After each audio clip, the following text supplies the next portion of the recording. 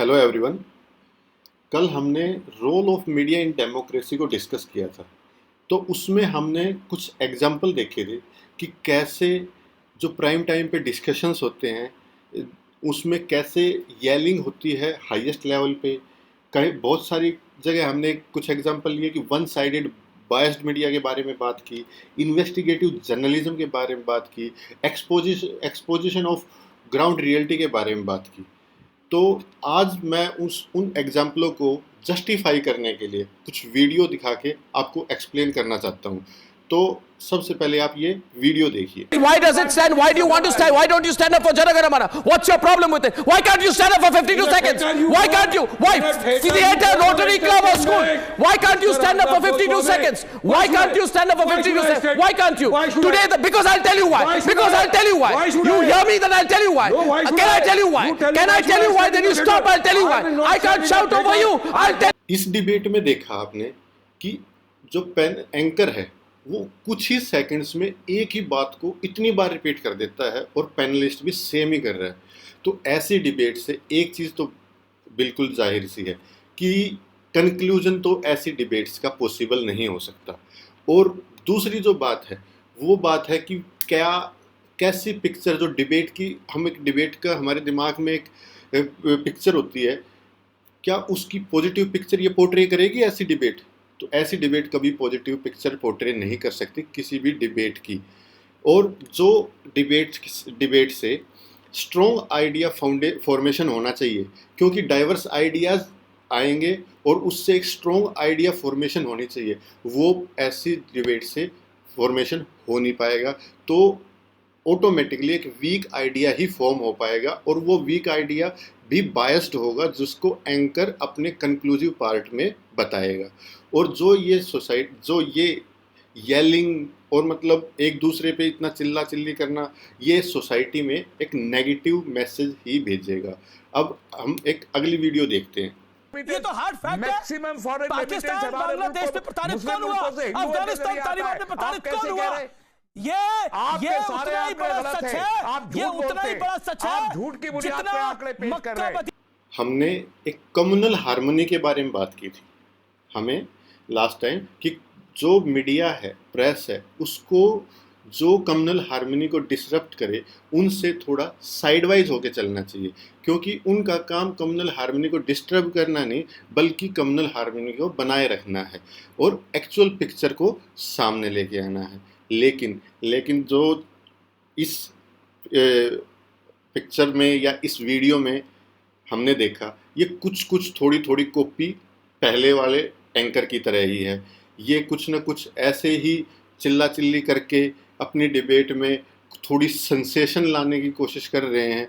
और अगर इस तरीके से हिंदू मुसलमान या फिर किसी भी दो सेक्शन ऑफ सोसाइटी, चाहे किसी कास्टिज्म, रीजनलिज्म या फिर रिलीजियस बेसिस पे अगर हार्मनी डिस्टर्ब होता है तो वो सोसाइटी में सिर्फ और सिर्फ ट्रस्ट डेफिसिट करता है और वो ट्रस्ट डेफिसिट किसी भी सोसाइटी के लिए अच्छा नहीं होता।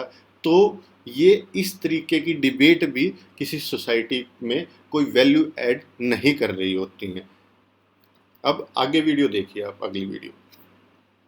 जो खाते जेल के के पैसे किए और गाते पाकिस्तान के 80 किलो गाते पाकिस्तान के आप लोग 80 किलो गाते पाकिस्तान के, क्योंकि आप जैसे देशद्रोहियों, आप जैसे देशद्रोहियों, आप जैसे देशद्रोही लेकर आ रहा था, मानसिकता फैलाते हैं। जी हाँ, आपको कुछ समझ में आया? मुझे भी नहीं आया।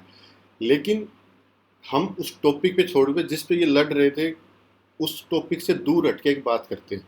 क्या ये एटिकेट से किसी पैनलिस्ट की किसी एंकर के कि वो किसी पैनलिस्ट के ऊपर चढ़ता जा रहा है, he is climbing up on the panelist, या उन्हें प्रोवोक कर रहा है? उस तरफ से पैनलिस्ट भी सेम कर रहा है, is no different from the anchor. तो ऐसी डिबेट से हम क्या देखेंगे? क्या ये एक एंकर का रोल होता है? बल्कि मेरी नज़र में एंकर का रोल बिल्कुल इसके अपोजिट होता है कि वो एक हेल्दी और इंफॉर्मेटिव डिबेट कंडक्ट करे। ऐसे किसी के ऊपर जाने का ना तो उसको कोई राइट है, ना उसके एटिकेट्स ऐसे होने चाहिए कि वो इस तरीके की हरकत करे। अगर आपको लाइव एग्जांपल देखना है कि कैसे डिबेट कंडक्ट होती है आज के दिन, अगर कुछ सेंसेशन से, टीआरपी से दूर हट के अगर आपको एक अच्छी डिबेट देखनी है तो आप आरएस टीवी से देख सकते हैं। आरएस टीवी पे तो कभी ऐसा नहीं होता। क्या वे जर्नलिस्ट नहीं है, वो एंकर नहीं है, या वो पैनलिस्ट नहीं है, या फिर वो इनसे कुछ डिफरेंट है। तो सारा खेल टीआरपी से हट के अगर देखा जाए तो एक हेल्दी या और इंफॉर्मेटिव डिबेट कंडक्ट की जा सकती है। तो अब थोड़ी आगे चलते हैं, अगली वीडियो देखिए आप। I want to say something over those pictures like Surajpal Amukh, be quiet, keep quiet, understand?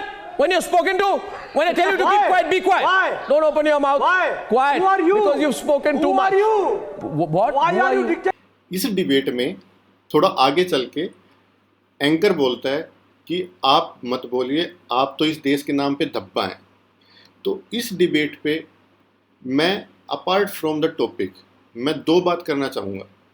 सबसे पहले पैनलिस्ट के बारे में। अगर पैनलिस्ट की क्रेडिबिलिटी इतनी कम है कि उसको आप देश के नाम पे धब्बा बोल सकते हो, तो उसको इनवाइट करने का कोई फ़ायदा नहीं है, क्योंकि जो उसके ओपिनियन होंगे वे सोसाइटी में डिससेमिनेट करने का कोई भी फ़ायदा नहीं है, क्योंकि वो सोसाइटी में कोई वैल्यू एडिशन तो करने वाला है नहीं। और दूसरी बात, अगर आपने इनवाइट किया है और पैनलिस्ट की क्रेडिबिलिटी ठीक है, हाई है, तो आपको कोई राइट नहीं बनता उसको शटअप या फिर उनको कोई भी बी क्वाइट और कोई भी अभद्र शब्दों का प्रयोग करना उनके लिए आपको कोई हक नहीं बनता। ये आपके एटिकेट शो करते हैं, जो कि इन पैनलिस्ट में तो कम से कम दिखाई नहीं दे रहे हैं। तो आगे चलते हैं। एक बार हमने कल पॉजिटिव जर्नलिज्म की बात की थी। पॉजिटिव जर्नलिज्म की जब बात कर रहे थे तो मैंने एक एग्जाम्पल दिया था कि वो एक्सपोज करते हैं जो देश की अलग अलग सेक्शन ऑफ द सोसाइटी की हार्श रियलिटीज़ हैं और उनको देश तक पहुंचाते हैं। और उसमें मैंने रेफरेंस में लिया था जो आज के टाइम पे रेलिवेंट है, बरखा दत्त का। तो एक बार ये वीडियो देखते हैं। मैं खाने पीने की दिक्कत आएंगी, पैसा नहीं है, पानी की दिक्कत आएंगी, सब चीज़ की दिक्कत आएंगी यहाँ पर ही।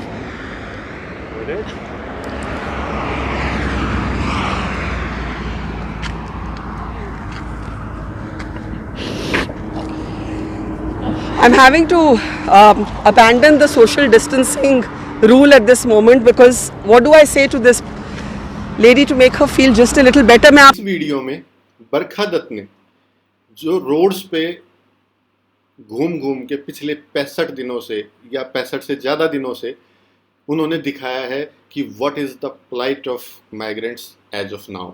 तो वो चीज़, रियल पिक्चर जो है वो एक्सपोज की, वो लोगों तक, सरकार तक पहुंचाई गई। और ऐसी पिक्चर्स और ऐसी रियलिटीज़ की कारण ही जो श्रमिक ट्रेन चलाई सरकार ने और माइग्रेंट्स को सेफली खाना दे के और सेफली उनके घर पहुंचाने का काम किया। ये पॉजिटिव रियलिज्म का एक ज्वलंत उदाहरण है कि अगर हमें कोई ढंग की जर्नलिज्म देखनी है ना, तो इस तरीके की जर्नलिज्म ही एक पॉजिटिव जर्नलिज्म बोली जाती है। ऐसा नहीं है कि किसी पे चिल्ला रहे हैं, किसी को कुछ गालियाँ दे रहे हैं, अभद्र भाषा का प्रयोग कर रहे हैं, किसी को डिफेम कर रहे हैं, इस तरीके से कम्युनल हार्मनी को डिस्टर्ब कर रहे हैं। इस तरीके की जर्नलिज्म को पॉजिटिव जर्नलिज्म नहीं बोला जा सकता।